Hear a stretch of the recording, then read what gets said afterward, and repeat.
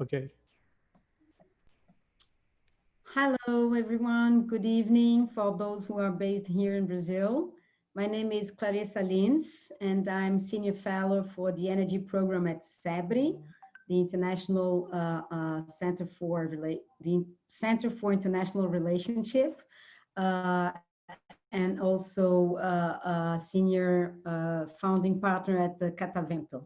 So it's my true pleasure here to open the international English launch of our publication, Energy Reflections and Perspectives, which is the result of a very fruitful partnership between CEBRI, the law firm Barbosa Müssnich Aragão, BMA, and Catavento as a technical support.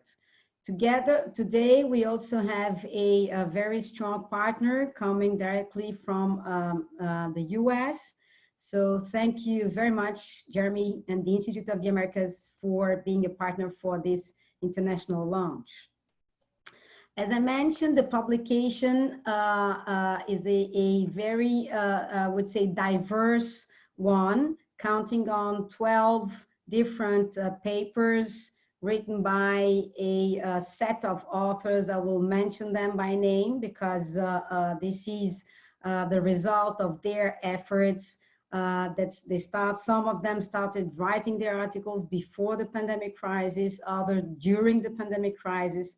So we are very thankful to all the effort and time dedication put into it. So in alphabetical order, in Portuguese, we thank you very much, Adriana Lontra, Professor Alexandre Szklo, Minister Bento Albuquerque, Carlos Frederico Bingemer.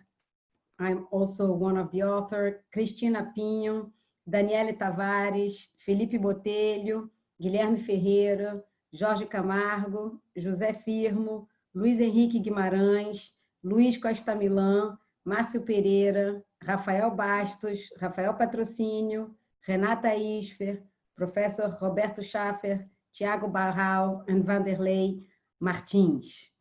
So this plurality of authors reflects also the diversity of the Brazilian energy sector, rich and abundant in different energy sources. So today, I'm the one to make the introduction of this fantastic panel. We have four of our authors today with us. Jeremy Martin will moderate the session. Carlos Frederico will open the panel. He's the author of one of the papers focusing on the attractiveness of the business context here in Brazil. So he will, share with us his perspective on investments. But we also have with us today Thiago Barral, who's the president of EPE, the planning agency here in Brazil. Professor Alexandre Szklo from the Federal University of Rio de Janeiro, and Luiz Costamilan, who is the executive secretary of IBP for natural gas. So I hand it over to you, Carlos, thanking you all in advance and really looking forward to this exciting panel. Thank you. Thank you, Clarissa. It's a great pleasure for me, BMA, to be part of this publication and this event here. Special thanks to CEBRI, to Catavento, to Institute of the Americas, and for all that were involved in this publication. Well, this project started last year when we decided that we're approaching to CEBRI and Catavento to have a publication in energy for our 25th anniversary this year will be a great thing to do. And we started to, talk about the diversity of the energy sector, as you said, the opportunities that the Brazilian market has, which are quite a lot, and also the transition of the energy sector. And we do have a very important well, different types of energies in our country that are renewable and give this a sense of transition of the market. So everything was very good last year, and we had well, this publication planned well, and then we were surprised by COVID-19 as everyone else, and together with Catavento and CEBRI, we decided, well, this is a problem, but maybe a good problem in the sense that we would need to expedite the publication and foster the discussions, because this is the main purpose of this publication. And so we have a publication based in the diversity of the energy sector, the opportunities, and this is the article that I wrote at the end of the publication, together with my colleague Adriana Lontra, and also the transition, the clean energy that Brazil has, and the sources that contribute to that.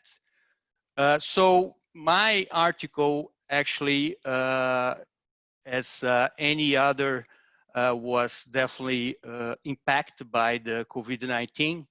And what we think is important to highlight that although we have this dramatic situation nowadays, it's definitely something that if you think about investments in Brazil, it would, of course, enhance the type of investments in the short run, so distressed assets, and you will see investors looking for opportunities. We have seen hybrid instruments, so loans made by investors with possible convertible instruments. It's a new trend that we've been seeing lately, together with earnout provisions in M&A and more strict diligence, but we still believe the investors are coming to the country. And of course, we had a very important schedule for public bids, and this was postponed, but the opportunities are there, and we expect to have that through this year starting in the second semester. And the divestment plan of Petrobras is another one that is definitely very important. So we see a lot of different opportunities in the gas sector, refineries, mature fields. So we definitely believe the foreign investor will come to the country and play a very important role. So this is briefly, I mean, the purpose of the article. And I want to hand over to Jeremy at this time, because we have a lot more to talk about with the other panelists. Thank you. Thank you, Carlos, Frederico, and thanks to BMA for being part of this and sponsoring this paper and then this session today in English. So I am delighted to be here and representing the Institute of the Americas. And my name is Jeremy Martin, Vice President for Energy and Sustainability at the Institute of the Americas. And we're happy that our MOU, Memorandum of Understanding, that we signed with CEBRI in March, just about when things were starting to really go crazy, is also been an important avenue to engage now in the virtual sphere in events, online sessions, as we're doing today. There's absolutely no doubt that we've got a great panel here. Let me just reiterate who we have and who I'll be moderating. We had Carlos Frederico introduce some of the synthesis of his paper, his essay in the publication. He'll be followed in order by Alexandre Szklo, who's a professor, associate professor of energy planning at the Federal University of Rio de Janeiro, followed by Thiago Barral, who's the president of EPE, Empresa Pesquisa Energética, the Brazilian Energy Research Office, also, as we all know, an author of one of the papers and reports in the publication. And then we'll finalize the panel with Luiz Costamilan, who's the Executive Secretary for Natural Gas at the Brazilian Petroleum, Gas and Biofuels Institute, IBP, as it's well known. So just to set the scene, and then we'll ask each of our speakers to synthesize their article, as Carlos Frederico started to do. I think that'll be a helpful way to kick off our conversation. So we'll ask each of them to just give us the brief executive summary of the papers.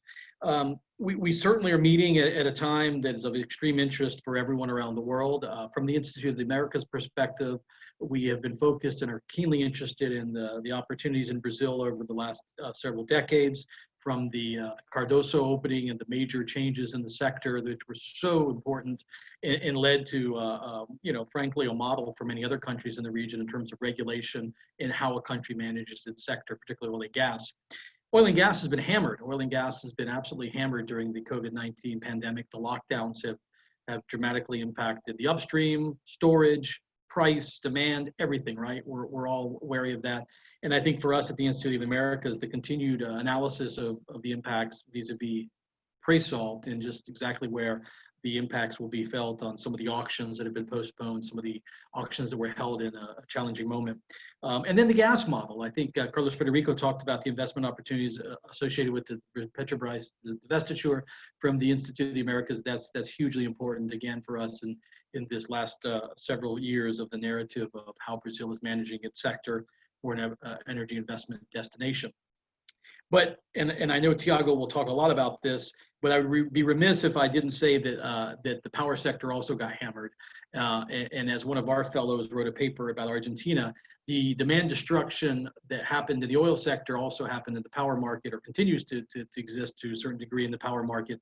The government measures, lockdowns, and restrictions on movement of people and consumption of electricity and industry has greatly affected the power market. And we'll talk a little bit with Thiago exactly what that means. And as Carlos Frederico said, what it means for the renewable sector, which is also of great interest. And in fact, Clarissa and I think probably first met a few years ago talking about the energy transition and a lot of her great work at Catavento on that. So Clarissa, thanks for everything, for allowing the Institute to be part of this, the connection with CEBRI and yourself and Catavento. So let me do this. Let me throw it over to Dr. Szklo, Alexandre Szklo, who will talk more about it, something I didn't say anything about, climate change and where this all fits, COVID-19, Brazil, and climate change, but his essay synopsis first. Dr. Szklo.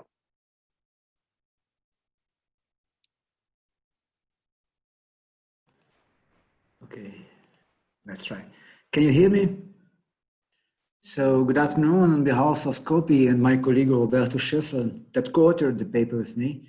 I'd like to thank first CEBRI for this event and also Clarissa and her team. And also I would like to greet the other authors of this publication too. It's not trivial to summarize in 8 minutes the complexity of the subject. It really is not trivial.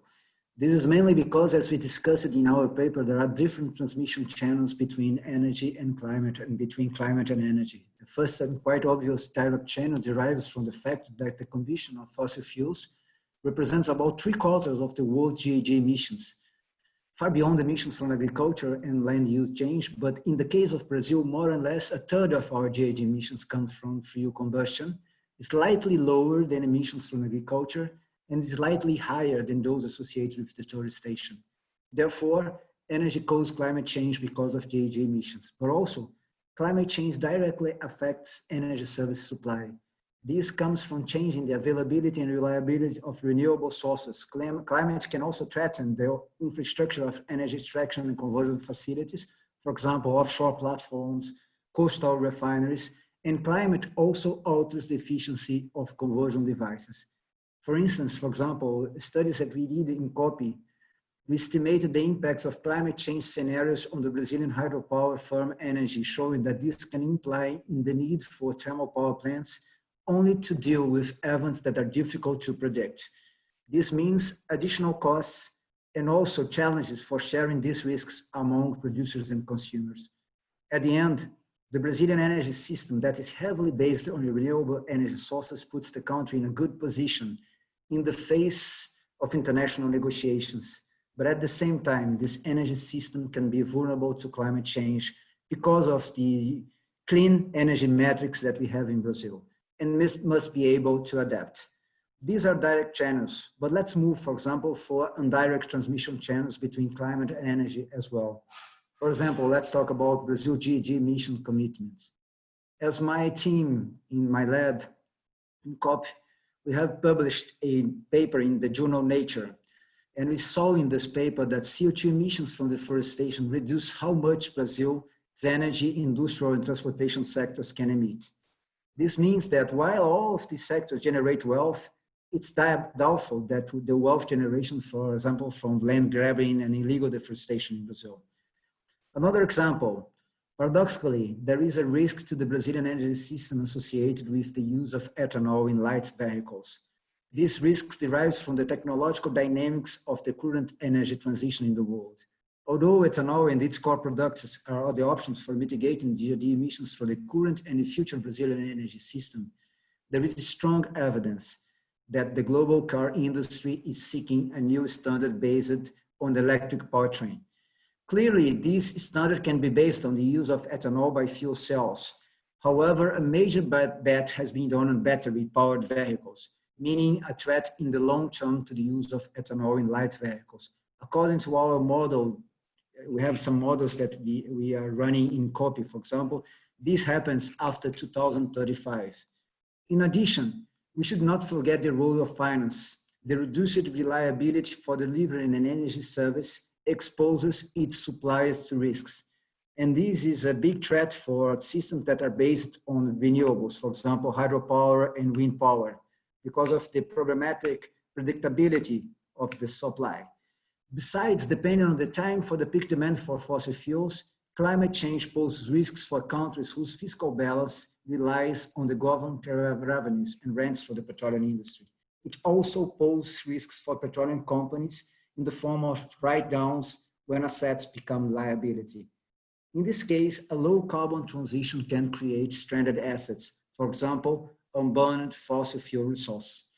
This matters to Brazil, given the huge resources from the pre-salt basins.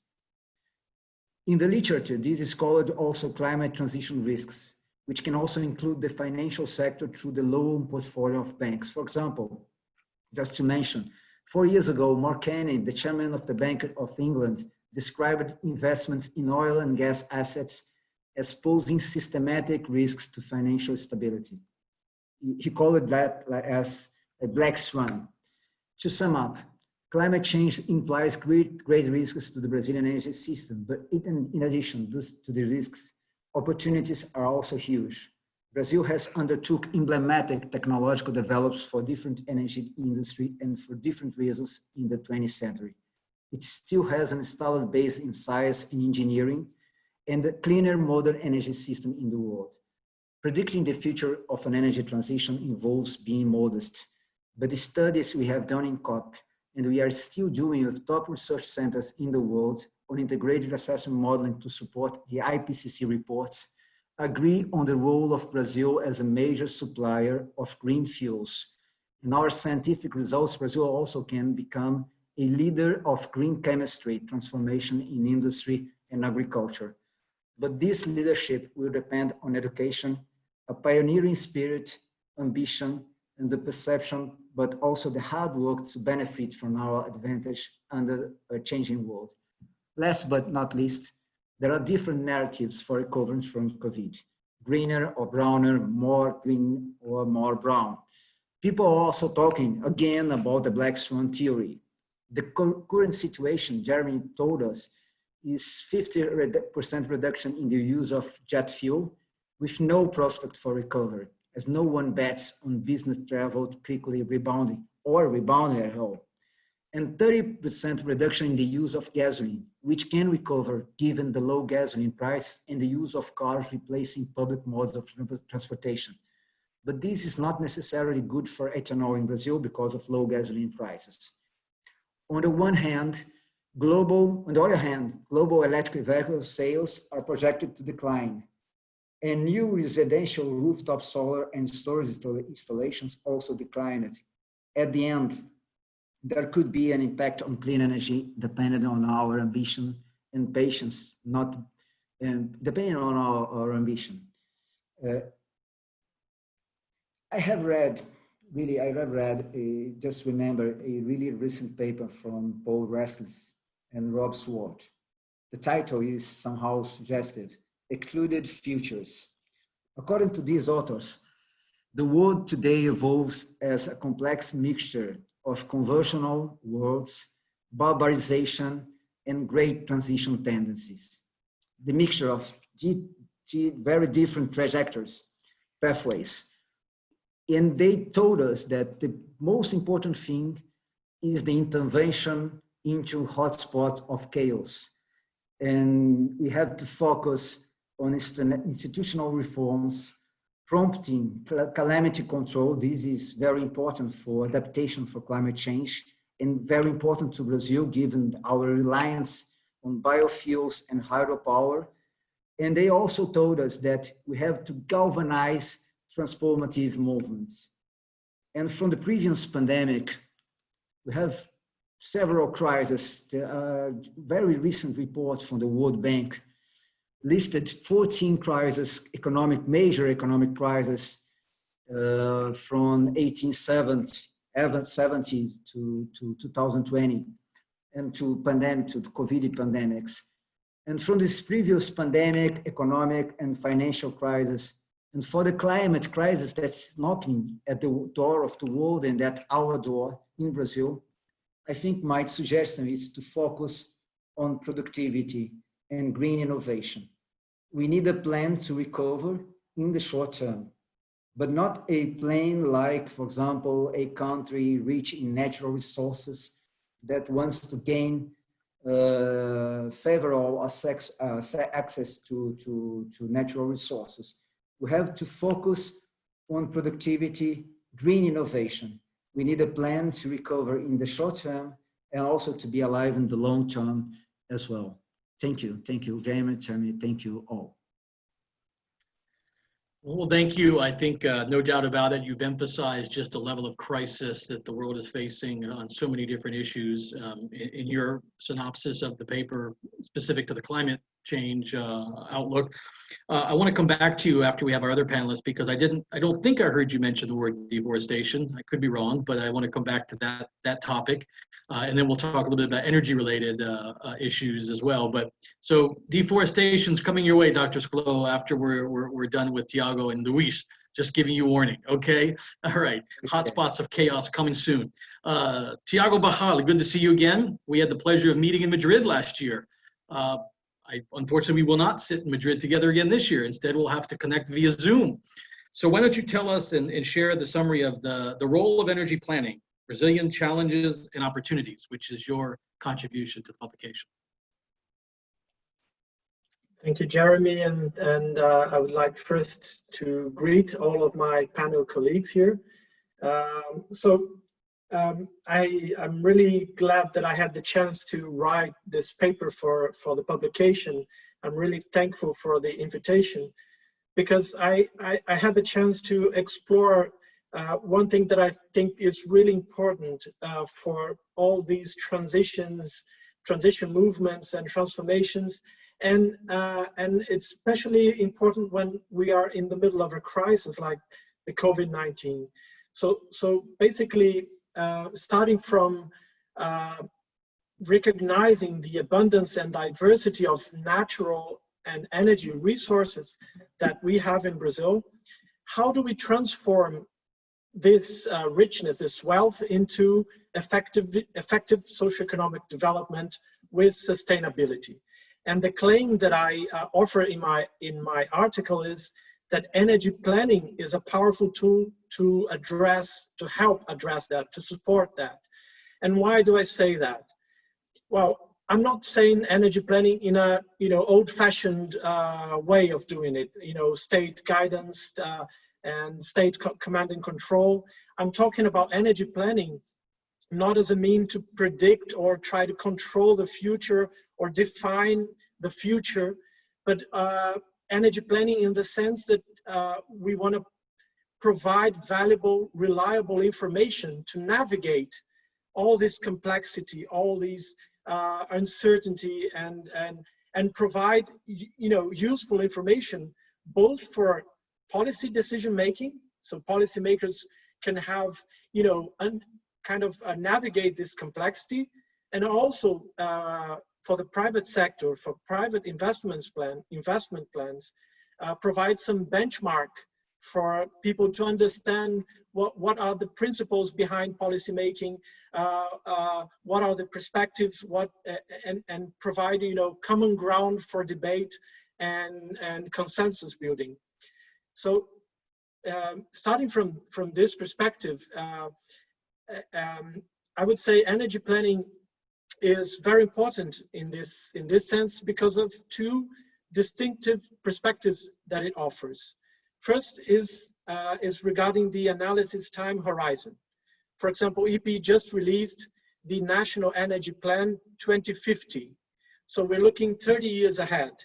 So that is very important because it provides evidence, it provides a cost-benefit analysis for decision-making that is happening today that reaches longer in the future. We know that, you know, the natural gas reform, market reform will reverberate for, you know, decades ahead.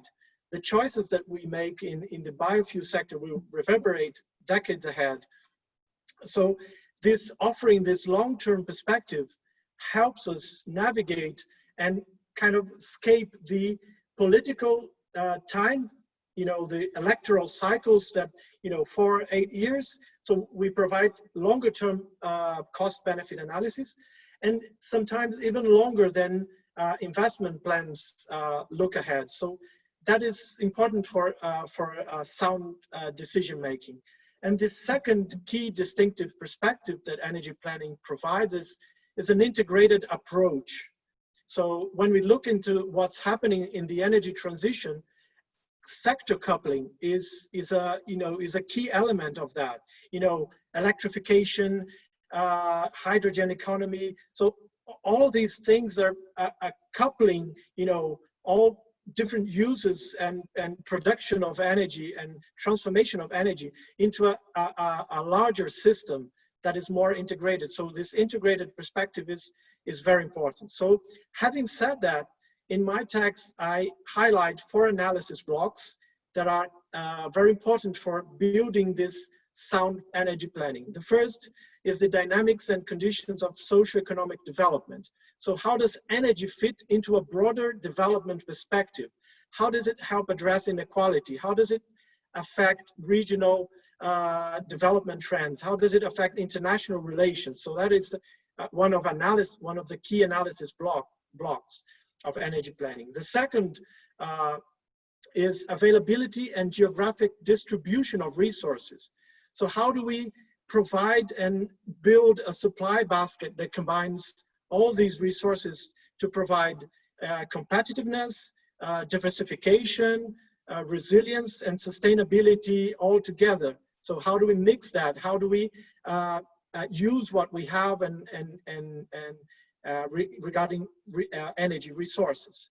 The third is innovation and access to technology. So we can do a lot with existing technologies, but to be globally competitive in the coming years and decades, and also to ambition a deep decarbonization, the existing technologies will not be enough, will not deliver that.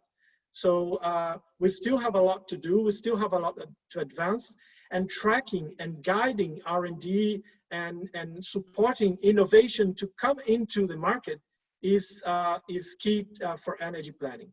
And last, legal and regulatory framework. It means we're going nowhere without the market reforms that we know we have to do in the power sector, in the natural gas sector, in the fuel supply and biofuels, because the existing regulatory framework and legal framework in the energy sector in Brazil today is doors closed to new entrants, to new technologies and new business models.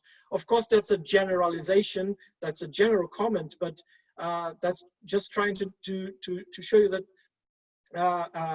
this is something that we had in the agenda before COVID-19 crisis, and it's still on top of the agenda if we want to leap to a stronger energy sector in Brazil. So the last comment in my article is we have to get together the civil society, companies and governments, and energy planning provides this common ground for rational debate and decision making. So that's why we have to take care of the institutional capacity for energy planning, and that's why we must use energy planning existing capacity to speed up the positive transitions, the positive transformations, and that will result in a safer environment for investment in the energy sector. So that was the overall idea of my article. Thank you very much. Thank you, Thiago. It's certainly, I mean, you know, this is a central piece. I think you're talking about informing policymaking. And right now, as Alexandre talked about, this idea of green recovery, brown recovery, how green, not green.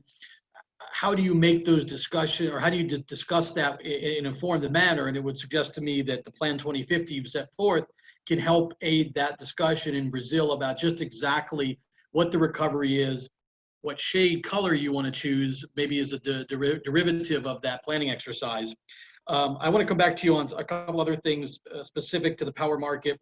And also help me, I want you to make sure that the whole crowd understands sector coupling, because it's something I think right now we're talking a lot about, or we're reading and hearing a lot about. So let's come back, and just like we're going to talk deforestation here in a minute, you have to make sure in one sentence I understand what sector coupling really means.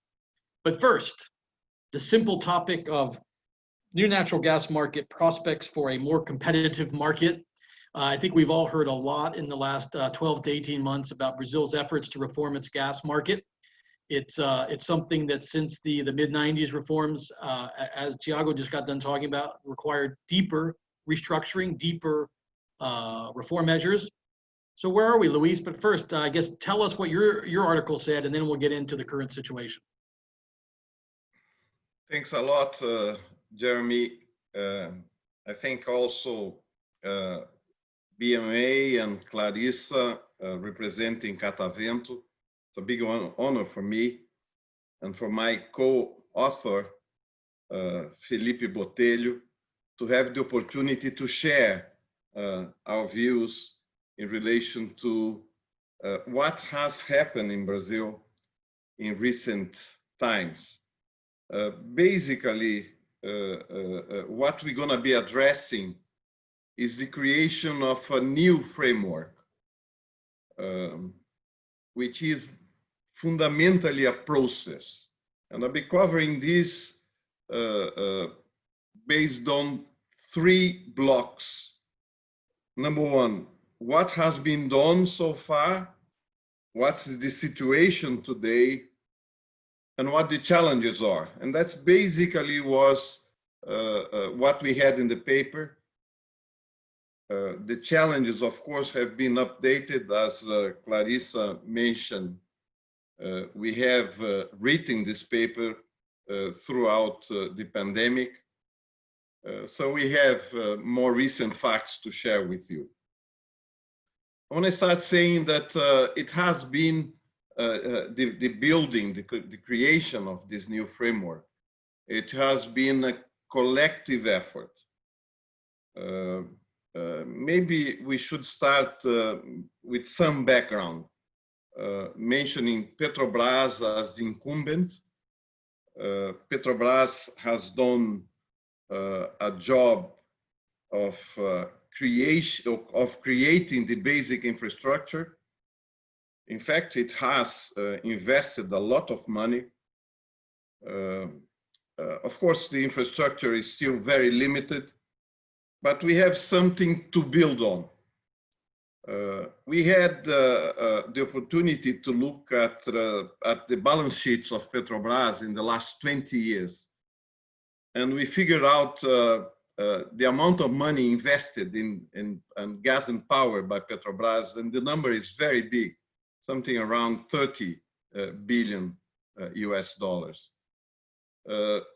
What we see now is this movement that has started in 2016 and has a big event that was defined by the National Council for Energy Policy, defining what would be the policy for natural gas. It's important to mention that Brazil has a complex structure. We have federal and state regulations. But we could say that what has been done by the executive, by the government, has been a pretty good job putting together the main elements, which I'm going to be mentioning quite briefly, which are creating conditions for competition in the upstream. And you certainly are aware that we have all the big players of the oil and gas industry in Brazil right now. Creating access to the infrastructure, defining exactly how this would take place, defining unbundling for regulated activities. And what I mean by this is basically in transmission and distribution, also creating independence. Right now, Petrobras is basically the only, it's basically the only seller of gas in Brazil. And until not very long ago, was the only owner of transmission companies. So the issue of independence, it's very important. Now we have private players already in two of the big systems, of the three big systems, transmission systems we have in Brazil. We have a new transmission model. We live in point to point, and now we have an entry and exit model.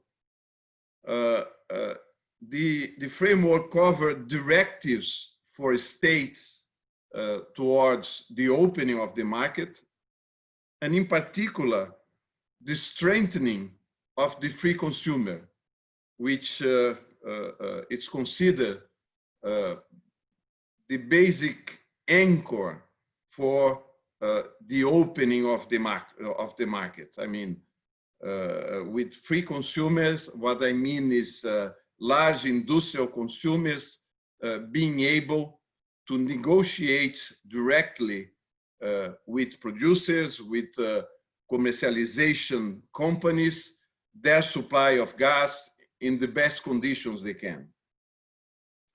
So alongside this, this framework, something very, very important has taken place, which is the CADE. CADE is the antitrust agent in Brazil. CADE intervened in the process and established clear limitations for the incumbents. Things like selling participations in transmission lines, selling participations, not selling, obligation to sell participations with penalties if it doesn't take place in a determined time frame. Selling participations in distribution companies, no contracting of new volumes. As I mentioned, Petrobras used to consolidate all the gas produced in Brazil, and as I mentioned also, was the only seller. Transparency in the definition of volumes injected and removed. This is fundamental because this frees capacity or new capacity in the existing system, allowing, as I mentioned, for immediate competition. And the third element that I mentioned, I spoke about CNPE, the policy that was defined, the action taken by CADE, and the third was what has been approved, the bill of law that has been approved in the lower house commission in October. So basically, what was necessary to create a new market with the elements that I mentioned competition and bundling directives and so on. This has been done in, as I say, using or defining by the government, basically in a world-class job. So I move on to the second point, which is what is going on today. So fundamentally today, what we see is the implementation of the CADE measures, which are the ones I just mentioned. So this is actually taking place. There is the bill of law to be voted, initially discussed and voted, and the last indications we have is this could take place now in August. This has been declared by the president of the lower house, and this is very, very relevant. ANP, the regulatory body, has published an agenda, and of course, defining in particular the main elements that need to be addressed in relation to the transmission. And we see also the state regulations improving. And I want to mention in particular what has happened in Rio, which is a very important progress that has been achieved, and in other states as well. And I want to mention Sergipe, I want to mention Bahia, giving indications of the benefits that an opening of the market could bring to these states, being able to offer more competitive gas and being able to attract investments with gas utilization and employments with a big and important social impact. My third element are the challenges. Of course, there is many things to be achieved yet. One thing that we think needs to be addressed is the resourcing of ANP, the resourcing of the regulator. What we see are very complex changes taking place, and I just want to make the point of in Europe, these changes, they took 10 years to be implemented. Of course, we don't have 10 years here. ANP announced that they could be doing this in a much shorter time, but there is an issue of the need for resourcing ANP with people to make this possible. The industry has to learn how to overcome the dependence of the incumbent. The incumbent had a number of roles that needs to be done by the private actors. One, just to give one example, is the day-to-day balance of the system.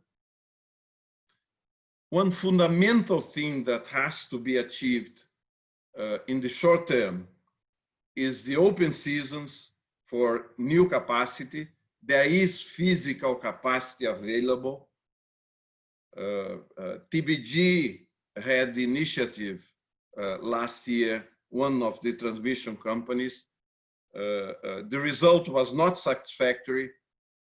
I know they are acting quickly to move and to come up with new open seasons, but TBG only is not enough.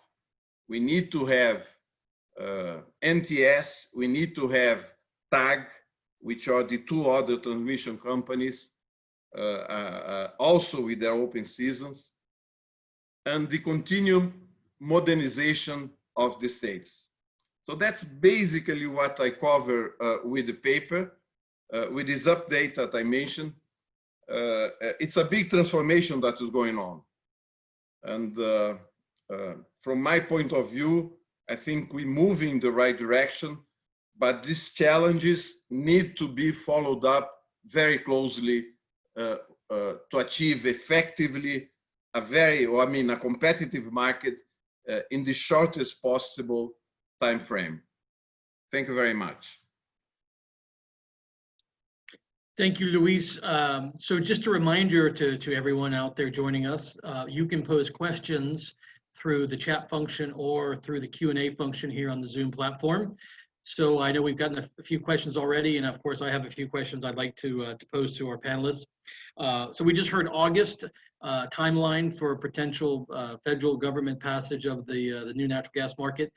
There's a question, if I can stick with Luis here, if Alexandre and Thiago don't mind, let me just go right to a question. You talked about A&P resources and resourcing and human capital. Well, we have a question from the former Director General of A&P. Doesn't talk about human capital, but it's a question to you, Luis. How do you see the potential approval of the new gas bill? And let me ask you, when you respond to that, because I think you talked a little bit about that, if you could respond to that with industry perspectives, because something I'm very curious about is what is industry doing or supporting to accelerate the passage and implementation? You made a little bit of a call to action for industry. So talk about Decio's question, and then if you could highlight the role that industry is playing to accelerate the passage, perhaps in August. Thank you, Jeremy. The Decio has given fantastic contributions to what has happened in the industry in the last few years and during his tenure as General Director. I'm positive about the discussion, and why I'm positive, because the discussion has taken, as I mentioned, since 2016, and I think we exhausted the theme to the extent that what has been approved in the Mines and Energy Commission represented a big consensus. There were here and there very localized resistance, but the big majority accepted that what has been put together is something that is driven to allow initially competition, which is one of the main drivers, and used, as I mentioned, world-class initiatives as a comparison, as a reference, as the basis for the law. So I'm positive. I think we're going to have a discussion. The discussion always could bring new elements. I trust that what has been approved in the federal, in the lower house, is the one that is going to be voted, and we should have a successful outcome. In relation to your point, Jeremy, what I see is a big mobilization in the industry in terms of creating these conditions. From the point of view of IBP, we have put together several working groups to address the elements that would create the means for this transition. Leaving the incumbent doing everything he has to do for the new reality in which we have a market-driven situation. If you take in consideration that out of the 3 systems, 2 are private already, I think these 2 that are private need to implement in the shortest possible time their open seasons. Why? Because the end of the existing contracts of Petrobras with a number of other producers are going to finish. The end is going to be by the end of 2020. There are some that end in 2021. So it's urgent that we have open seasons to allow these producers to allocate their gas specifically in the free consumers, creating effectively the opening of the market. Thank you. Yeah, no, I think you make an interesting point that there has been an extremely detailed discussion for several years in Brazil. So let's see if the Congress will pass it. Let me switch gears a bit. We spent a little bit of time here on gas, obviously. Let's go back to climate if we can. And let me ask you directly, Dr. Alexandre. So we have a pandemic that's a health crisis. We have a financial crisis derived from that. We have a societal crisis. So where are we today with deforestation in Brazil? I mean, obviously there were international headlines last year. In a climate discussion and in your paper and in your analysis, is the government managing this issue? Where is the issue? And then I think I'd like to also throw in there, I know this was a huge sticking point for the EU Mercosur potential trade pact finalization. So give us what you got on deforestation in terms of climate impacts in Brazil and then globally in international relations wise, trade wise.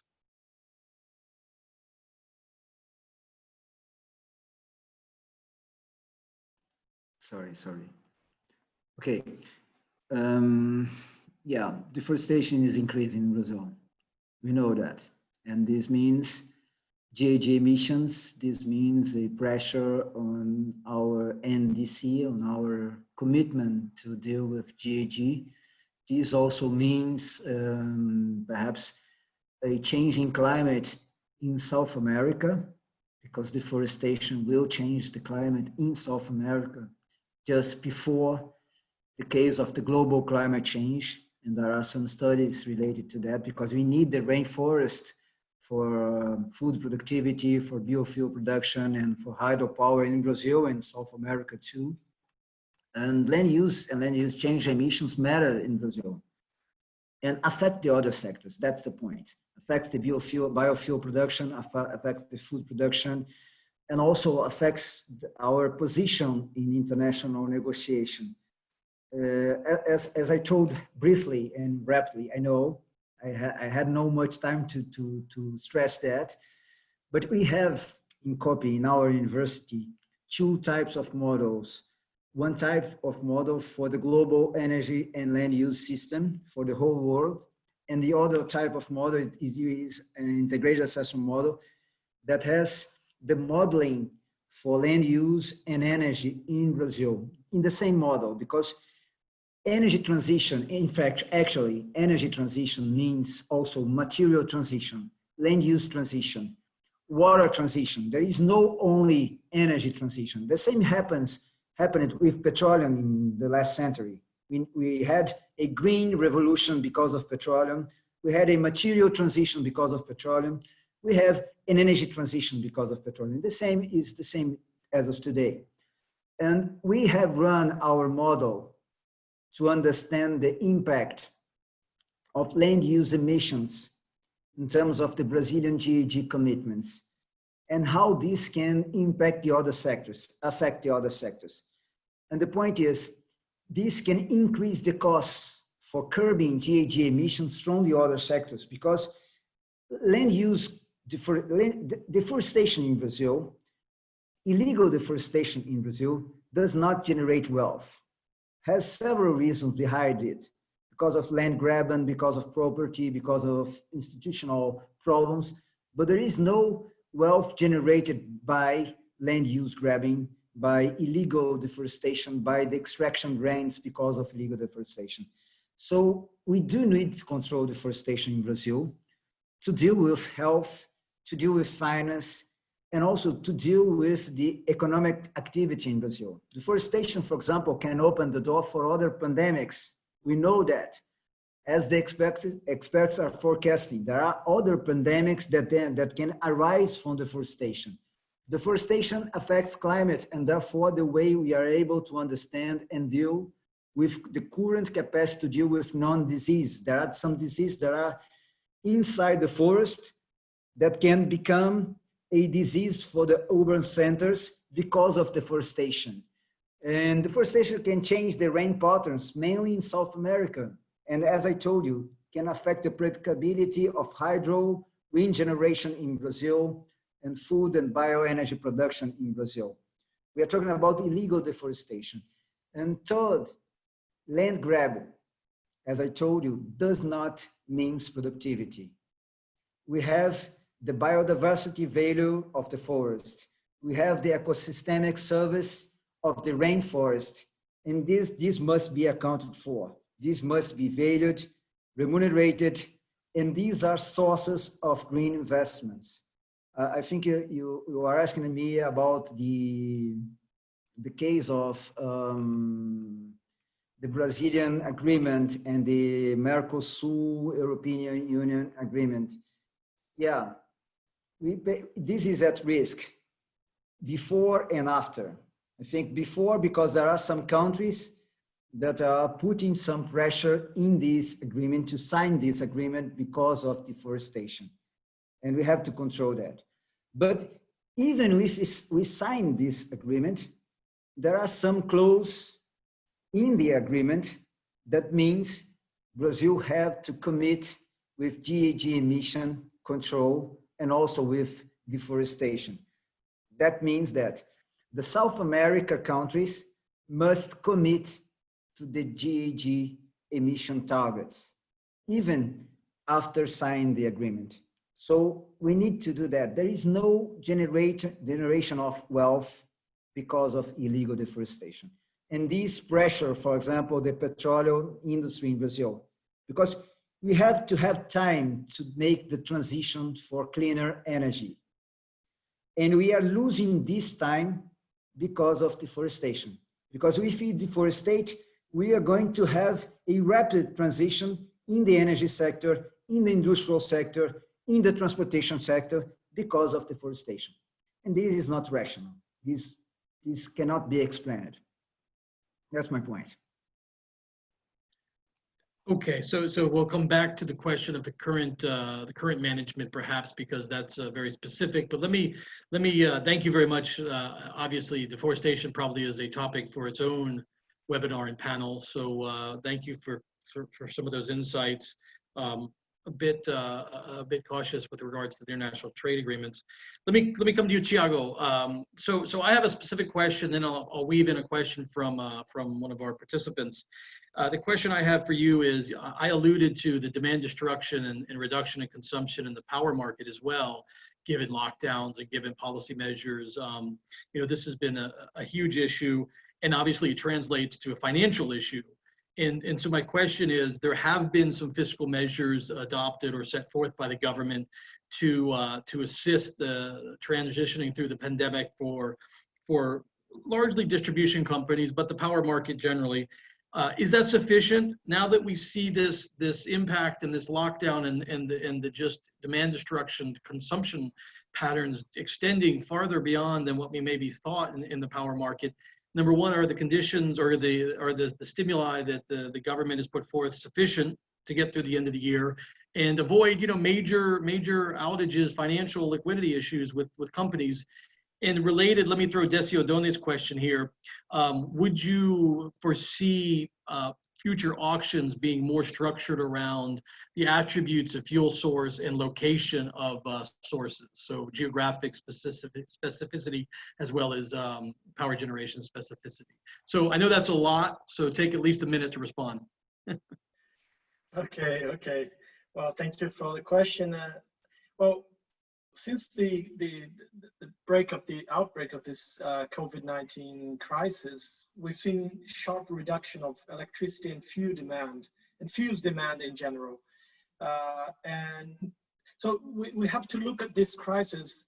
It's not an energy sector crisis. It's a broader thing happening. So we cannot look into the energy sector without having also a broader approach to what's going on. So starting from the energy sector, what we see is that the impact of sharp demand reduction and maybe not so fast recovery in terms of how we go back from pre-existing demand levels. That means that there's a lot of pressure in the market players, and I believe we might see some consolidation.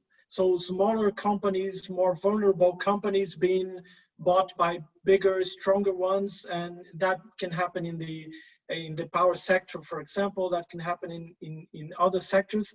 But one thing that might happen is this movement of consolidation and bigger companies incorporating smaller and more vulnerable.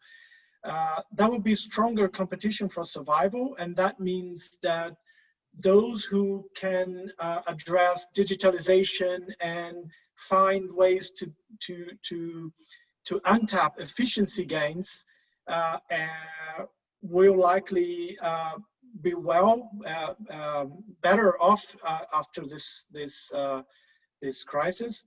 And I think we also have to have eyes to the international recovery packages, because when we look at what's being discussed and debated in Europe and the US, we're talking about hundreds of billions, maybe trillions. So Joe Biden announced in his campaign $2 trillion for green economy. So that is also having an impact in how Brazil will sort of navigate what's going on after the crisis. I can say, and obviously Brazil is not in a position to set new technology standards for the world. It's kind of, we have to understand what new standards are arising and how we can address that. But I think in the end we have to, some measures for liquidity in the power sector were launched. I think that's so far it's been enough to give us some confidence that there will be no problem of liquidity in the power sector more specifically. But the question is, must be addressed on an economy-wide perspective, on a social perspective. And I think it's too early to say that the efforts so far will be effective to, sort of restart from a new position in terms of when we compare where we were before the crisis. I think Professor Alexandre said about education, and I think there will be a lot of job losses, and we need to invest a lot in people, but for what opportunities are we preparing these people? But in the end, when going back into the energy sector, I think in the end, we already had an agenda, a very important agenda before the crisis for the new market reform, gas market reform, and the power sector market reform that I think are still on top of the agenda. And so I think we have all the elements and we have all the instruments to move forward. And that is, otherwise, I mean, we can talk about recovery packages, but with the existing legal and regulatory framework for these two sectors, I think we are just will be wasting a lot of money in inefficient investment. Sometimes I'm really frustrated when I see people talking, for example, investments in looking ahead into the power sector, investments in, well, we want to choose which technologies, and we're not, and these people are not thinking how should we address the system needs? How should we address and prepare for distributed resources? How can we adjust price signals instead of just speaking, we want to invest a certain amount of billions here, certain amount of billions here. It's private money. It's going where you have a legal and regulatory framework that works, that is addressing what's really happening in Brazil and elsewhere. So I think that is the top of the agenda, and hopefully this crisis will help open the eyes of more people to the urgent need for those reforms. So thank you. That's, I mean, I think you make some very excellent points about, the level of the Biden initiative, and then a lot of countries in Europe in terms of the commitments and the green recovery, et cetera. So you were pretty clear about the attributes of sources, but this question that Decio had about any geographic or any site location preferential as part of an auction. Yeah, I would say, given the transmission grid that we have, given the all the synergies that we can untap from this existing transmission grid, given when we talk about regional auctions, for example, we are limiting competition because Brazil is so rich in terms of energy resources, and so far from an energy planning perspective, we don't see, that there is this need in terms of a system requirement or attributes that we can be clear about. Yes, we need this thermal power plant in this specific region. There is no evidence, and I'm pretty, I don't think that this is moving further, this kind of approach, because somebody has to sign and say, yeah, I can tell you, this policymaker, that this is where this project has to be, this region. And whenever somebody says that and signs that, that decision, there's a lot of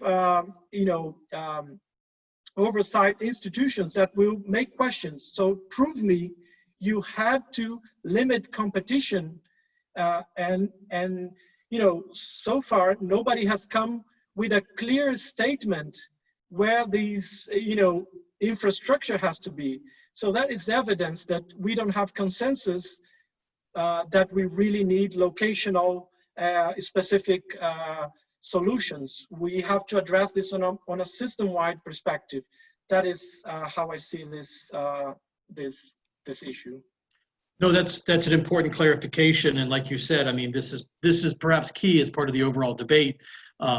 Thank you for clarifying. So let me go to an investment question that specifically, Carlos, Frederico, your article dealt exactly with the issue of investment opportunities, and so let's go to Ieda Gomez, who's Ieda, good to have you with us. I think you're in England, so thanks for staying up late and joining us. So Carlos, Frederico, do you think recent interference of the federal Congress on Petrobras refinery divestment will impact investor appetite in Brazil's energy projects? Well, any type of interference is sensitive for the private sector. My expectation that, well, this will probably be solved very soon. I think, as Costamilan said, I mean, we are moving in the right direction. I mean, not only in the gas sector, but I mean, in other sectors, in other initiatives, including refineries. So my perception that, of course, this is a very bad message, but will be overcome in the short term. And I think the bidders, they're still in the process, and the bidding phase of the refineries are now on table. I think they will keep their plans. Okay, so a minor hiccup, I guess, is how I would interpret. Not a great signal, but a minor hiccup that will be overcome soon. A bad signal, but I think will be solved, and we will have a solution for that, definitely. Okay, there you go, Ieda. So when Ieda, your team who's ready to invest in the refinery, don't worry, you're all good. Thiago, I think Clarissa had something she wanted to ask you, so I'm going to turn it over to Clarissa for a minute. Thank you so much, Jeremy. It's been such an exciting, conversation. But I'd like to jump in. I have two questions that I'd like both Thiago and Professor Szklo, if I might ask you to address. The first one is related to the extent to which societal behavior is expected to change and influence both energy and transportation. So Professor Szklo mentioned maybe the shift to individual transportation rather than public transportation. But if I look long term, so to what extent do you expect that we change our patterns of, you know, mobility and energy consuming, and so how this might come back to the energy sector? And the other question that is really pressing nowadays is related to hydrogen. So Thiago, you mentioned that for the long-term planning, the PNE 2050, you have included hydrogen. We have seen the European Union launching the hydrogen plan, other investments really coming. So when should we expect hydrogen to be commercially viable? Green hydrogen, of course, would be the one to be targeted when it comes to climate impacts. So that's why I'd like to hear from both Professor Szklo and Thiago. What do you have to say about these two questions? Thank you, Jeremy. Can I start, Thiago? Okay. Tough questions, because I remember a notorious scientist, Niels Bohr, from the quantum mechanics, that says that prediction of the future is hard, especially about the future. So that's the point. Predicting about the future is hard because of the future. And let's start with the hydrogen. There are a lot of possibilities because of hydrogen, because of the possibility of the electrolysis of the water and the from solar and wind. That's right.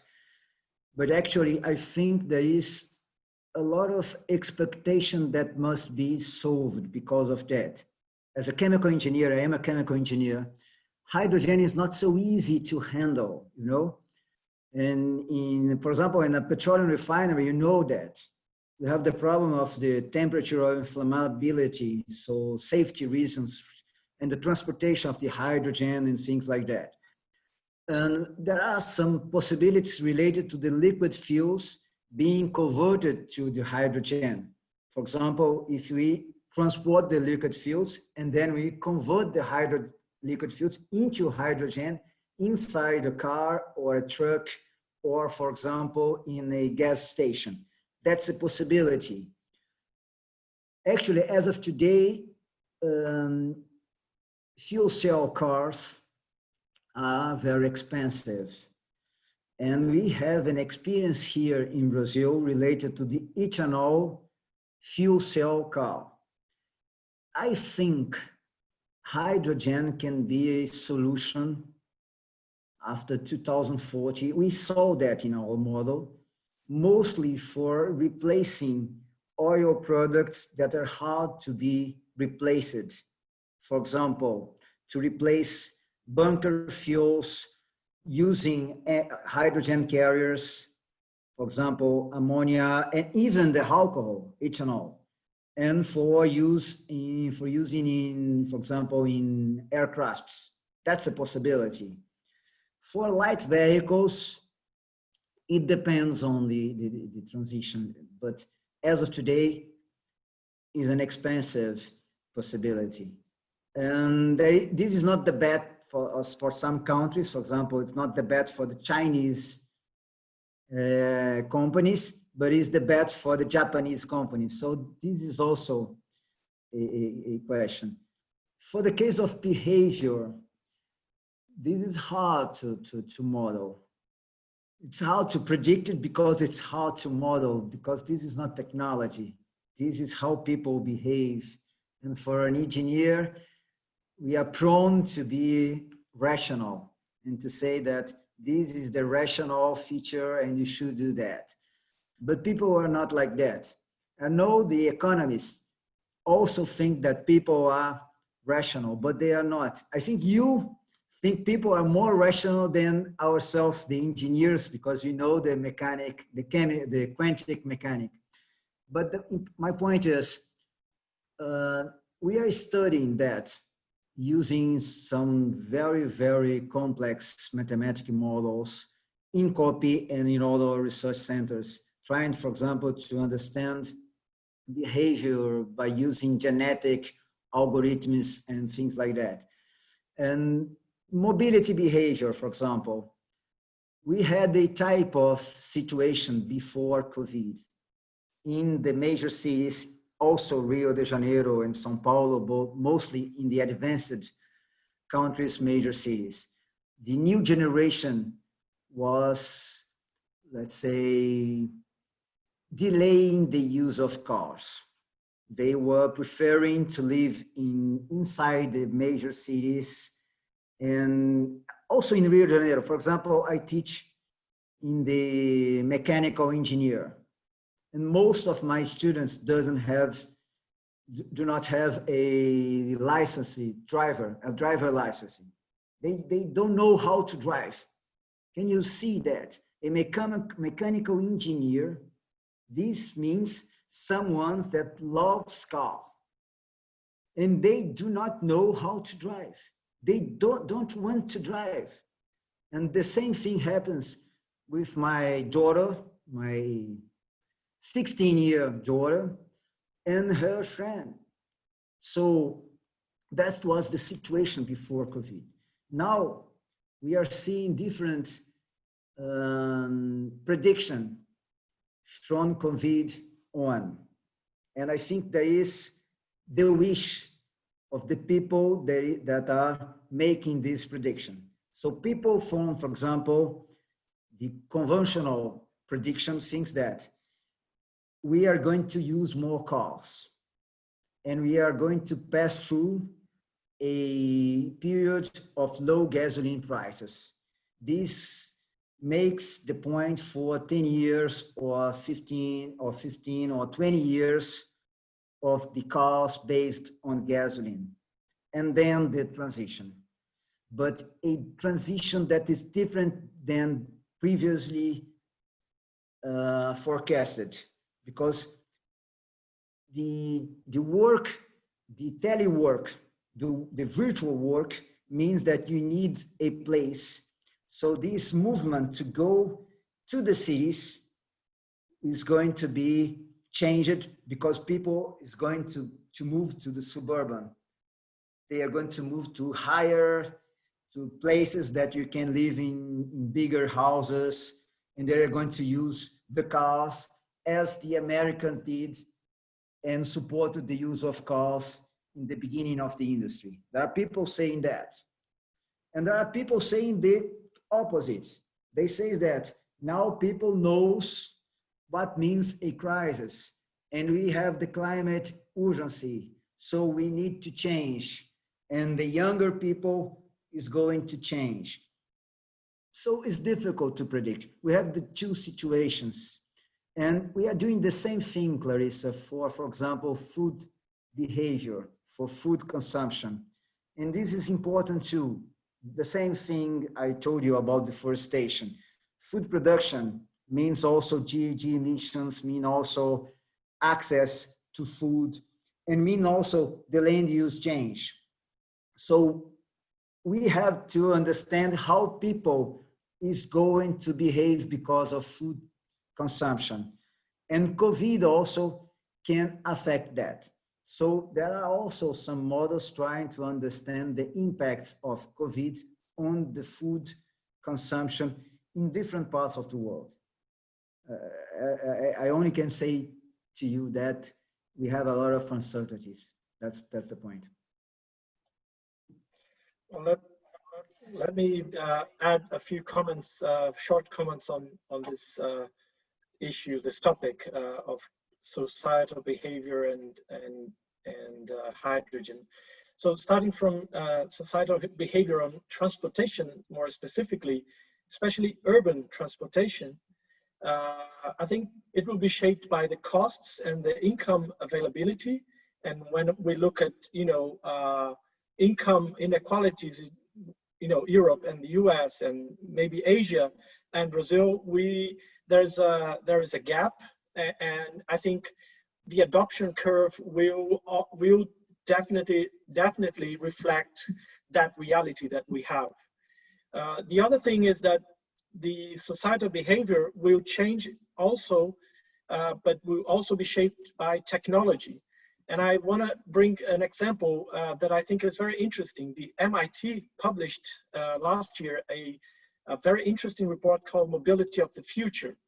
And one of the exercises, one of the modeling exercises that they did was, well, we have the autonomous vehicles, for example, in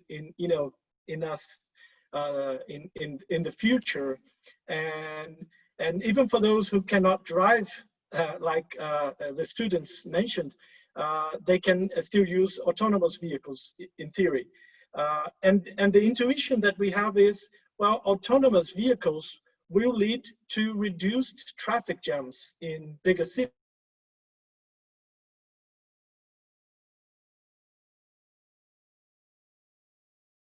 Sorry. Sorry. I thought froze up for a second. Yeah, and the conclusion was that autonomous vehicles, depending on the way the transportation systems is designed, increases traffic jams, because people will want to use that autonomous vehicle to, point-to-point mobility instead of using public transportation and the last mile only with this autonomous vehicle. So it will also be designed by policy, be shaped by policy and the way we use technology in that sense. So I think there is a lot to, to discuss on this issue. I don't want to, go any further right now. But on hydrogen, I just wanted to mention that there's a lot of discussion now about hydrogen strategy in Europe, in Germany, in other places, in Australia. And there's also a very interesting discussion on whether we should leapfrog to green hydrogen and create specific markets for green hydrogen, or should we think on a more progressive transition to green hydrogen, or starting with a mixture, kind of a portfolio of hydrogen that increasingly adds green content to it. And at EPE, our director, Giovanni Machado, has created an expression that is, we want to study and address a rainbow range hydrogen strategy. That means not only green, but blue, but gray. We want to discuss all the, this range of colors of hydrogen, because, the outcome is the same, to decarbonize, hard to decarbonize sectors. But the trajectory that we develop is very important, because if we, talk about only green hydrogen, then market development for green, for hydrogen use is likely to grow on subsidies for longer, and it will be maybe a costlier solution to scale up this solution.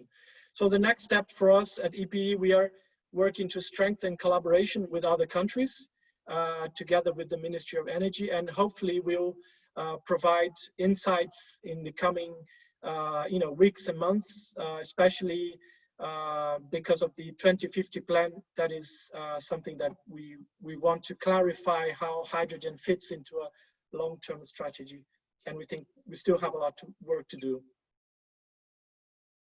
Okay, thank you, Thiago. Unfortunately, we're running low on time, but Luis, there's a specific question I want to come to you about. There's a specific question about shale, unconventional onshore resources, and what are your expectations on EMP of those unconventional onshore resources? And then do you think that there'll be a continuity of sharing contracts, contratos de partilha?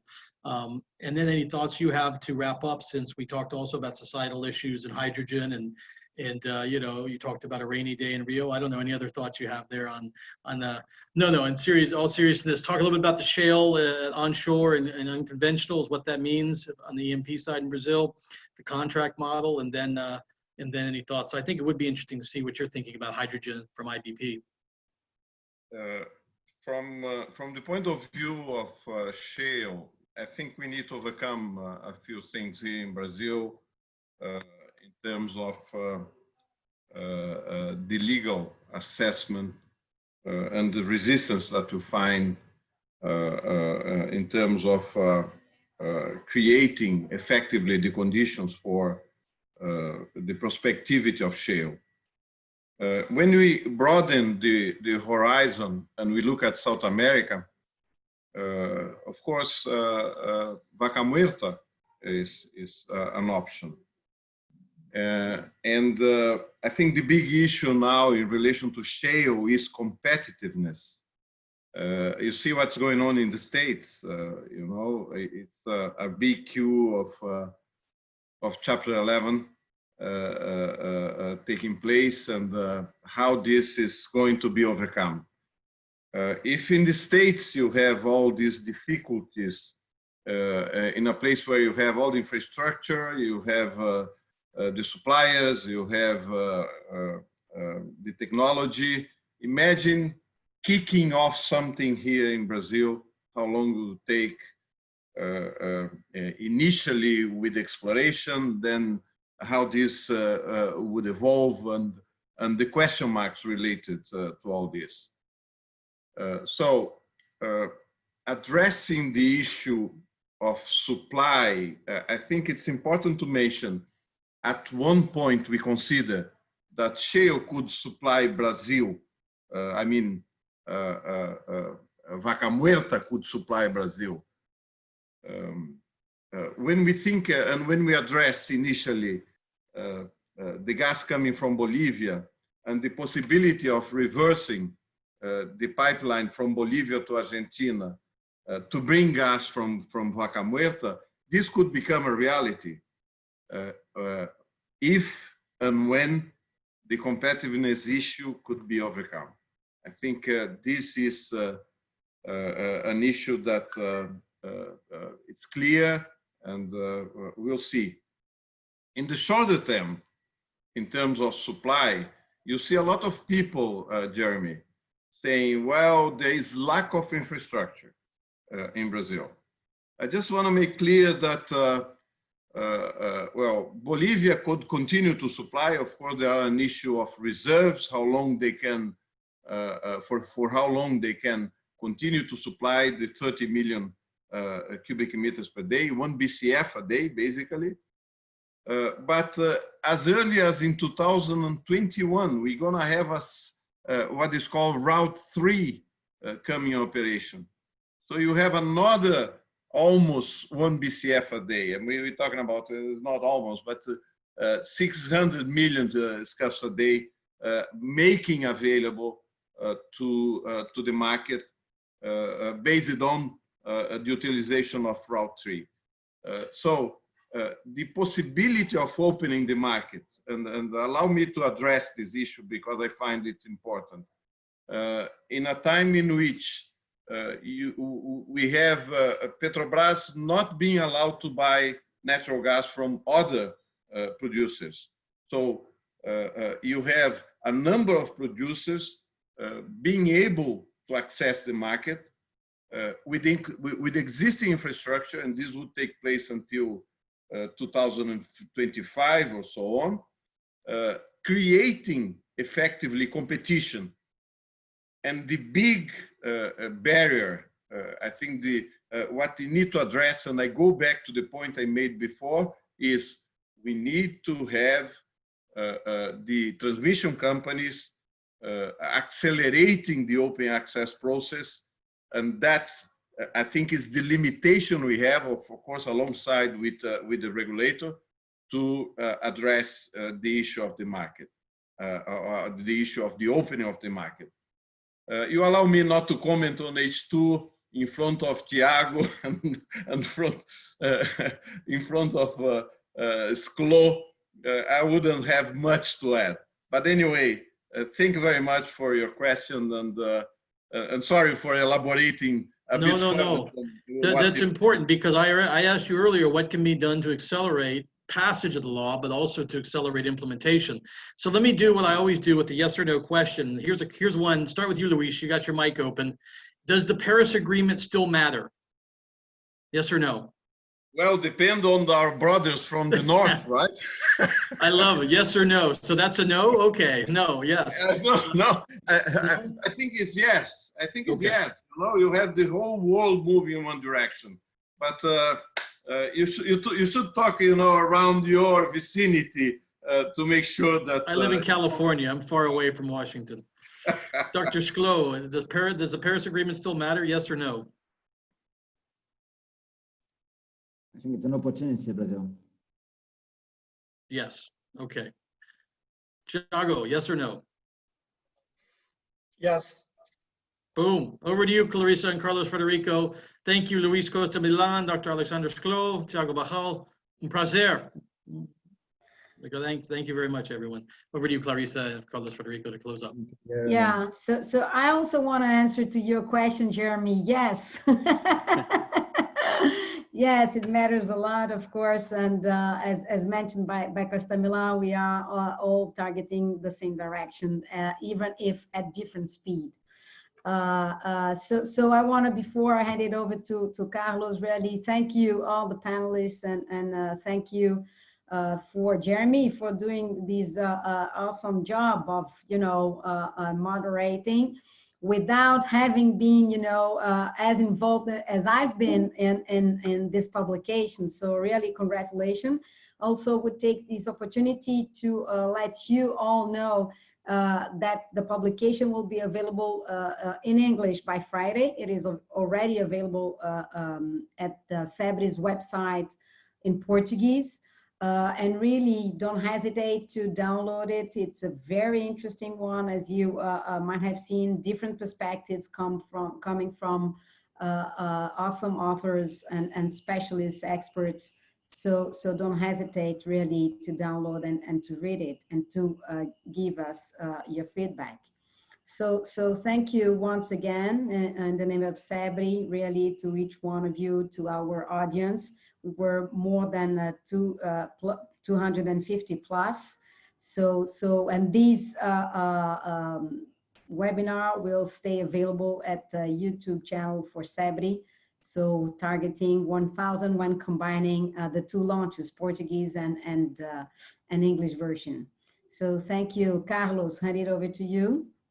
Thank you, Clarissa. No, just really a quick message. On behalf of the firm, I want to thank you all for your effort, and I mean, a very nice webinar that we had today. Jeremy, thank you so much for your moderation. And just to give a message that the BMA, as the largest firm, law firm in Rio, I mean, we keep well our effort on being a law firm that has different discussions in the energy sector, and I'm sure this will happen again very soon, probably with other subjects. And thank you all the attendees as well. It was really an honor for us today. Thank you. Thank you. Take care. Bye-bye. Thank you again.